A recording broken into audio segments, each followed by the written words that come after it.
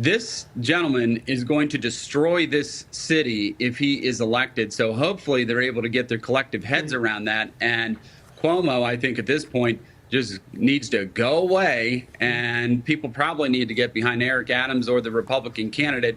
But somebody's got to stop this, because this is one of our greatest cities in the country. We can't let it fall into the hands of somebody who certainly hates this country and hates the people of New York. Do you want an anti-capitalist running the financial center of the world? If that's a great point. Right. Congressman Riley Moore, thank you, sir. Appreciate it.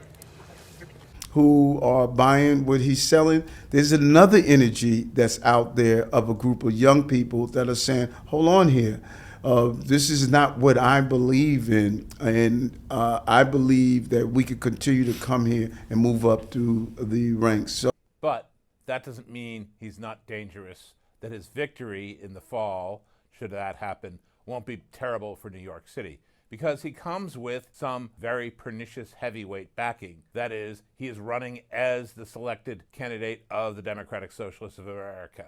It was their organization that put him over the top, their fundraising that was crucial to him winning, and he is obviously a believer, insofar as he believes in anything anyway, in that agenda.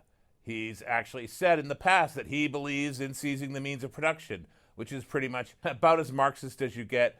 Not just small-scale socialism, but hardcore quasi-communist socialism. Well beyond Bernie Sanders, beyond even AOC, who was herself a Democratic Socialist pick. What does that mean? Well, it doesn't mean that he can just impose his agenda per se. He can't raise taxes on the rich much. Only property taxes can the city itself control, the mayor and the city council.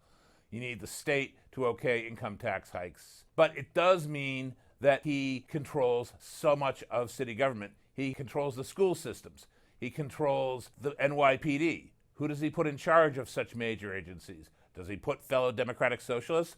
It's already been rumored that Jamal Bowman, who was driven out of a House seat in Westchester, would be his school's chancellor. Bowman is a former principal, a former teacher, who has a record of crazy DEI stuff, of opposing standards, of opposing excellence, of thinking that any different result is the result of racism. He's a terrible, terrible force in education, and he's basically what the Democratic Socialists would offer.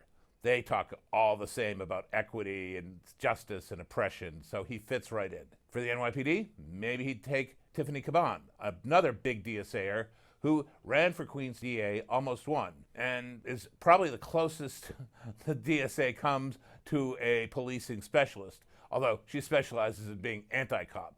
The NYPD is already facing an exodus of its best, of its veterans. Should Mamdani win, whoever he picks to put it to run the NYPD is going to force an exodus, unless he somehow turns around and, before getting elected, disavows everything he's ever said on this issue. He's not going to do that. He'll fudge, he'll dodge, he'll hem and haw.